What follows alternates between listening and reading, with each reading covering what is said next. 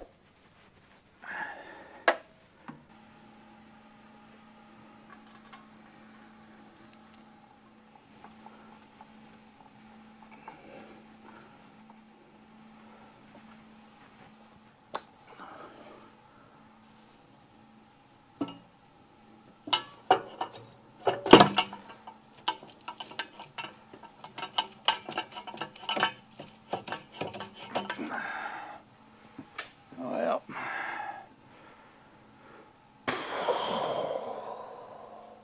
remember earlier when I said I wasn't going to have to take this off? I was wrong. So at least you guys get to see the whole deal. So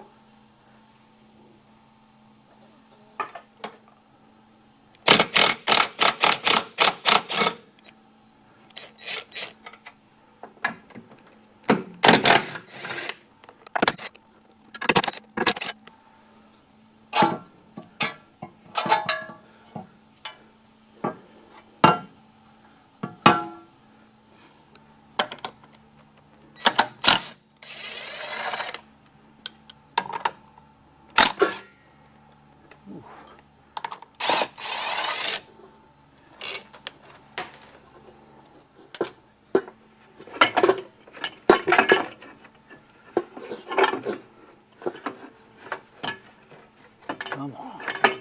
Come on. There we go.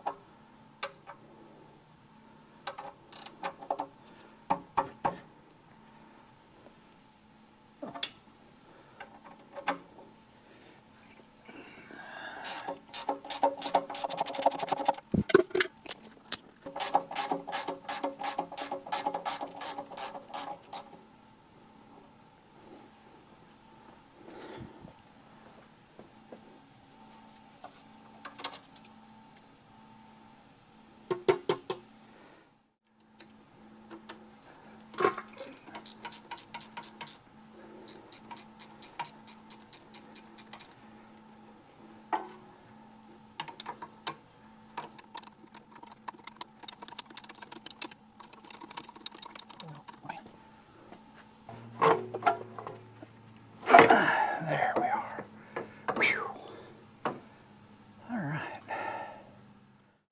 All right, now we've got full access to all of the oil pan bolts. Got the exhaust out of the way. We'll have to snake it around the transmission lines here a little bit, but that won't be too big of an issue. But I think I'm done for tonight. I'm going to come back over here tomorrow and go ahead and pop the pan off, so I'll just let it drain overnight, make sure everything's out of it. And I'll catch you in the next clip.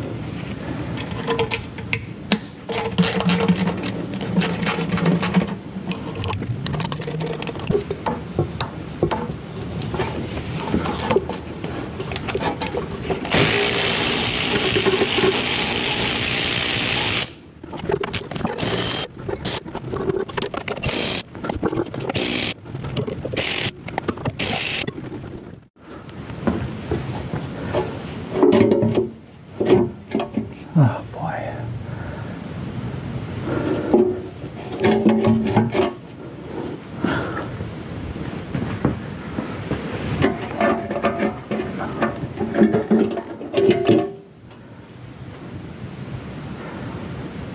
Oh boy, this is going to be fun.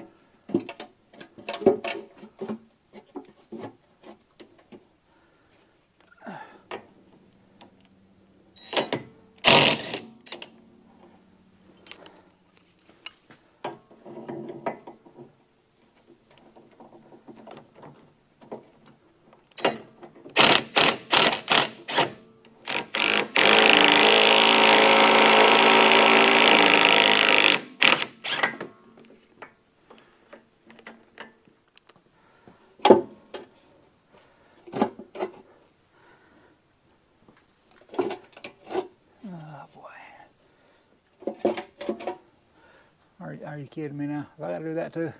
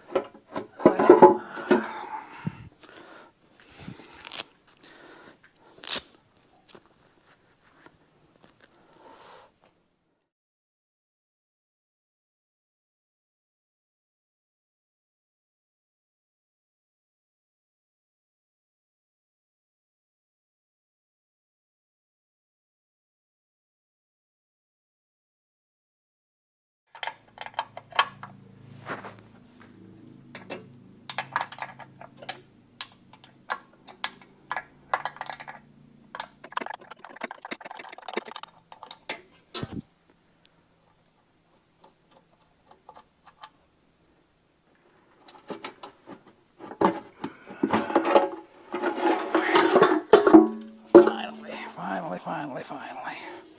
Whew. Alright guys, it's been a couple of days since I've worked on the Jeep. It really started getting, really getting to me, because I mean, it seemed like everything I touched was just covered with grease and oil, and it got to where I just didn't even want to mess with it anymore. This oil pan is just as nasty on the outside as it is on the inside, so I brought it home to my little parts washer here, and I'm going to clean it out. I really need to take this thing to the shop, and I'll probably do that after this little project's done. Probably take it and clean it out and put some fresh cleaner in it and then take it over to the shop. But anyway, let's get this oil pan cleaned up. Let this be a lesson for you guys that before you start doing this job, just go on ahead and do what you can to clean the mess up under the vehicle, because you're going to be touching it, you're going to be all over it, and it's going to get all over you. It got all over me, all over my clothes, all over the floor. I tracked it around everywhere, everything I touched, and I went and touched my camera, then my camera's got it, my tripod's got grease all over it. So I mean, it's just do yourself a favor, wash it somehow, to get all the junk off of it before you get started, and it'll make your life a lot easier. So let's dive in.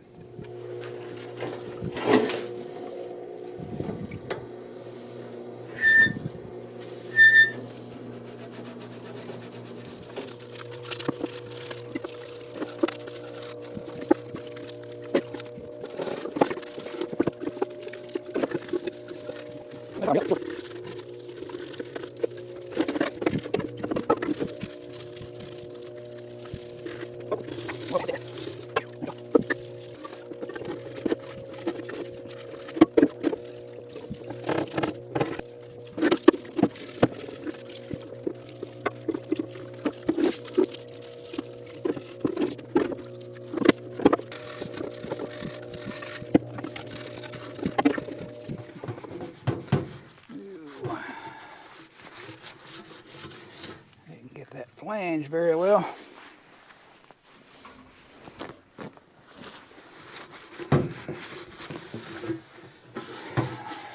I'll hit it with a little brake clean and be fine.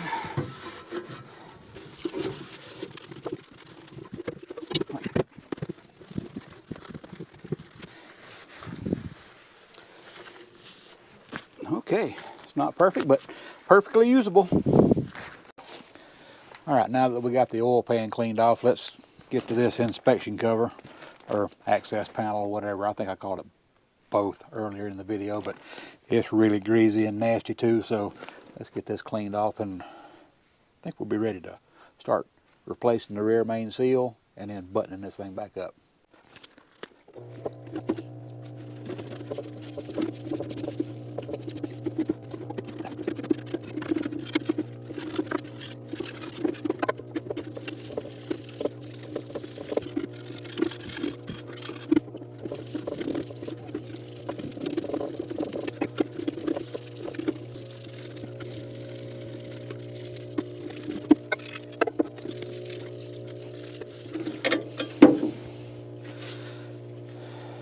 I think we're going to call that good, because it's a lot better than what it was.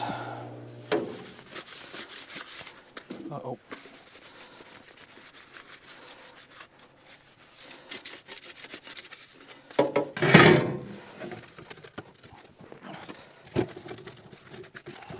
And you can just see the oil stain where the rear main was leaking. It looks like the oil pan gasket was leaking a little bit right there too. Alright, that's acceptable. We'll take that.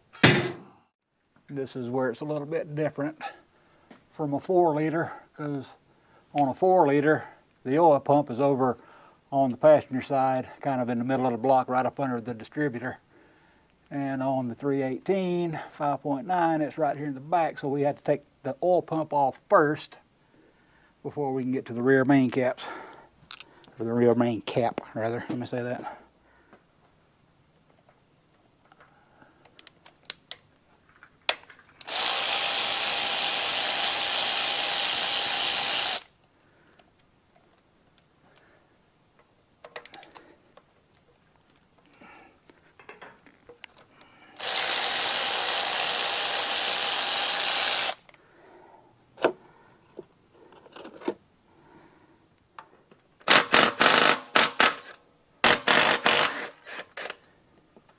Let's get the little pecker again.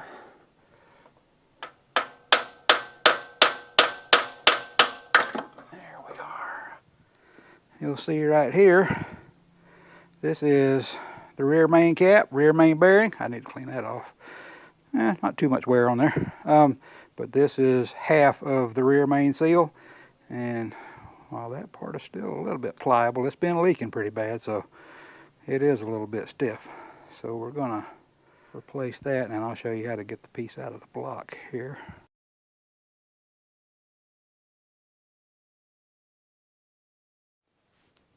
Alright guys, I really don't know where we're at in the video, to be honest with you. It's been quite a few days since I've worked on this thing. Honestly, I've just been lazy. Hadn't really wanted to work on it that much anyway, but we really need to get it done. I'd like to take this thing off-road sometime before I go putting suspension stuff on it. And we're not going to be able to do that unless I get it put back together.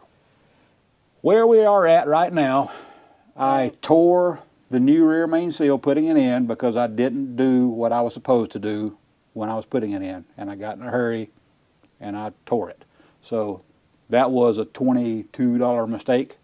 So I got another one, and I'm going to go ahead and we're going to put that in, which is, it kind of works out because we didn't have really good footage of me putting the other one in anyway. I was kind of grouchy that day. But anyway, I'm in a much better working mood right now. So let's get this thing put in and get this thing put back together. All right, we'll get our rear main cap put in our clean room here, and we'll get the old, well, I say the old, this is actually a brand new seal, but since I tore it, I'm going to take it out. I just didn't want to risk doing this job and when I have to come back and redo the whole thing again. Let me get the sealant off of it, and all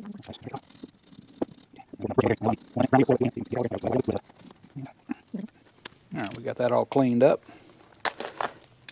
Let's get our new seal.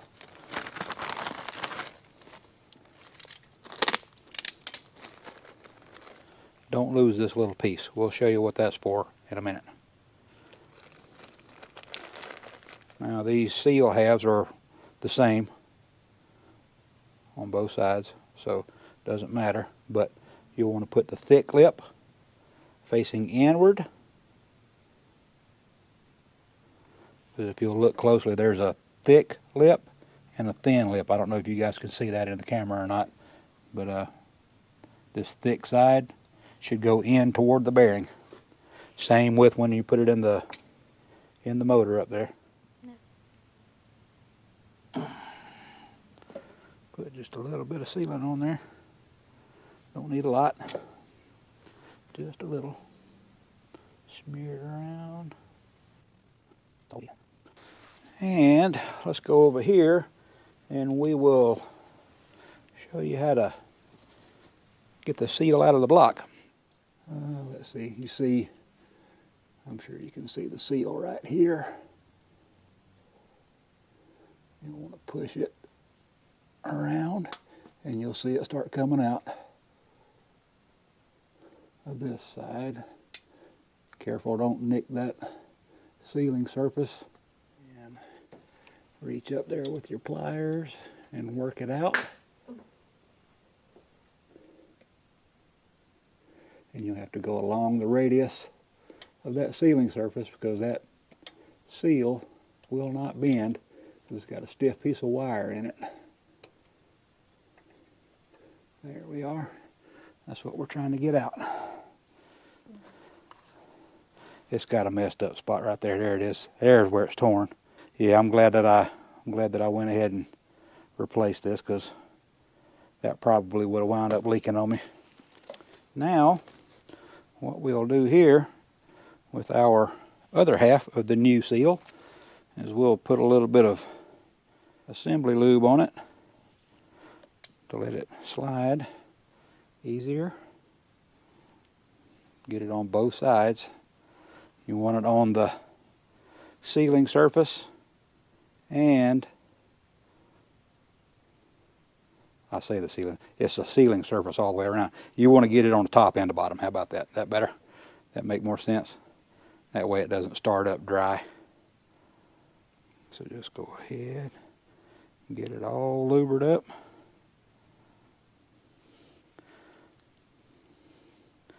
I'm going to set that right there. That's clean-ish. Yeah. Now, let's go over to the car real quick and I'm going to show you something. Now, what I did wrong the other day was I just took this rear main cap off. Up here, I just took it off and tried to jam the new seal in there. Well, there's two things wrong with what I was doing. Number one, the first seal I bought was just a cheapie from Amazon, and it didn't come with this little piece of plastic that I showed you a while ago. So I tried to jam it in there, and that's why it tore. It was a combination of me not having this piece, and I also did not loosen up the other mains here and here to let the crankshaft just, droop just ever so slightly. You don't want it to like bow down. You just want to give it just a little bit more clearance. So when you put that seal in there, you're not having to shove it in there and wind up cutting it. You don't have to fight it as hard. Exactly. You don't have to fight it as hard. Listen to the woman. Okay, guys, I'm going to try to work around this camera best I can. I can't guarantee that I won't get in your way. Can't guarantee that I won't bump you around, but I'm going to try. Okay, remember what I said about the seal a while ago? The thick lip goes this way. So let me make sure I got that. So, yes, this way. Now, that piece of plastic that I was talking about. You're going to want to slip it up into the groove where the seal goes. Oh, that's not it. It's right there. Okay. And what that's going to do is it's going to keep you from cutting the seal on that sharp edge. So, if you'll notice the design of it, it's skinny and then it widens out. What that skinny part does is gives you a surface to glide on, and then the wide part keeps the piece of plastic from slipping on in. So it's a little bit tricky working around this camera, so you guys just have to bear with me for a second. I'm going to move it back just a little bit. All right. You're bumping. All right. Come on. Come on. Get in there. Hang on. There we go. Now, I've got the piece of plastic up in there. It can't go anywhere. What did I do? Oh, okay. I hit the light. Sorry. All right, guys, I'm trying my best. Now, I want to slide it up in there. And that piece of plastic's going to help me keep it from damaging it. And there we go. Now, the seal is all the way in. Well, it's almost all the way in. Let me get a screwdriver and, let me get something that's not so sharp like a screwdriver and push up on that. Okay, there we are. Now, we'll pull our piece of plastic out. We can discard that. Well, hang on. Can you save that and use it for the next one you order that doesn't have one? Maybe, yeah, that's probably a good idea. So, listen to the woman. Just make sure your bearing surface is clean. We're going to put a little bit of this assembly lube in there so it don't start up dry. And also put a little bit on the lip of the seal so it doesn't start up dry. Yeah, boy. All right. We need to swipe it around good on that seal as well as the bearings. All right, we're gonna get our rear main cap back in. All right. All right, that won't fall out. All right, I want to just bump this up into place to get it seated. There we are. All right, this is the part where everybody on the internet's going to freak out. I'm not tightening them all the way down. I'm just zipping them on so I can get them with the torque wrench. Okay.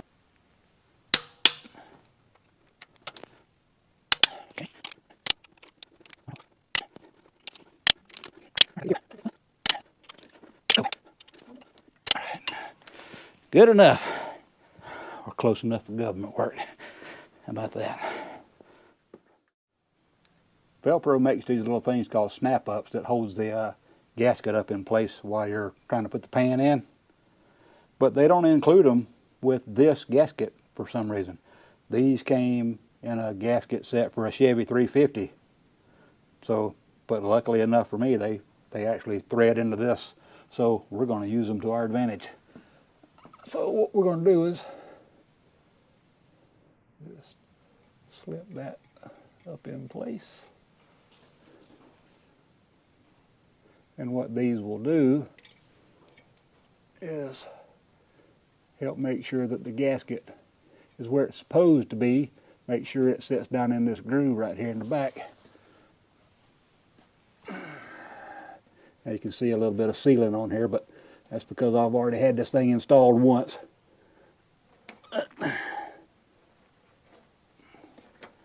There we go. Now it's up where it's supposed to be.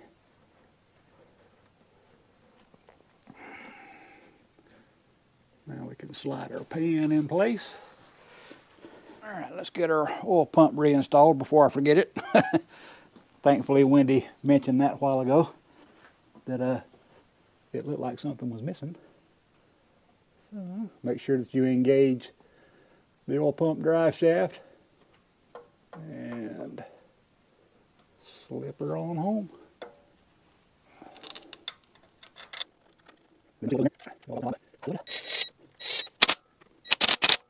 I think that's good enough. All right, now we can put the oil pan back on. You sure?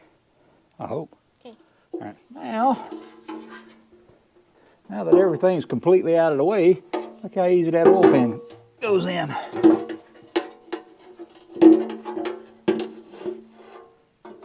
right.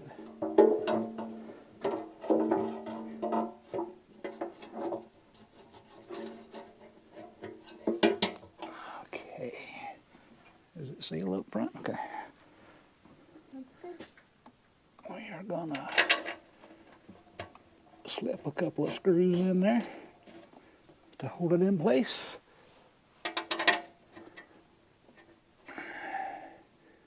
Come on. There we go. All right. Now with those snap-ups in the back and 2 bolts in the front, it's held in place good enough for me to get the other bolts started.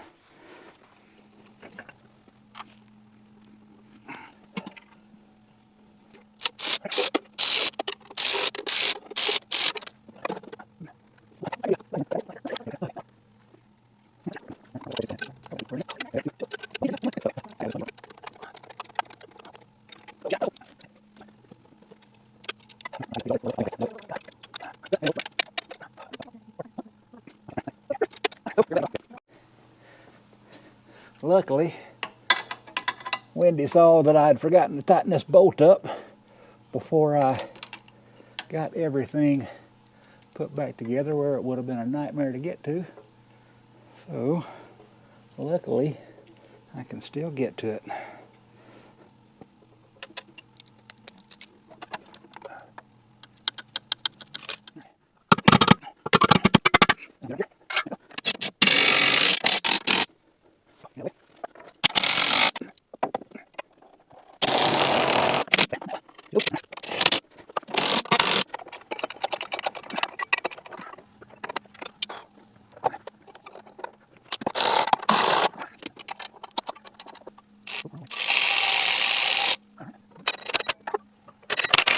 Okay, let's get the track bar hooked back up. And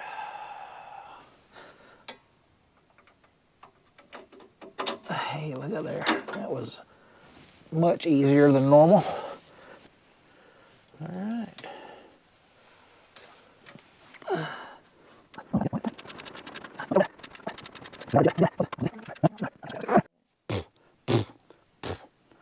All right, guys, I'm closing the video out now. Thanks for hanging out for so long, honestly. If I've got 4 pieces of advice I can give you guys before you attempt this job, number 1, clean it up. I've harped on it since I started. Clean it up so you won't have to put up with the aggravation that I did of everything you touch just covers you with grease. Because the thing about it is usually if you get upset at a project, you just want to go in the house, sit on the couch, do whatever, go hop in your car for a drive.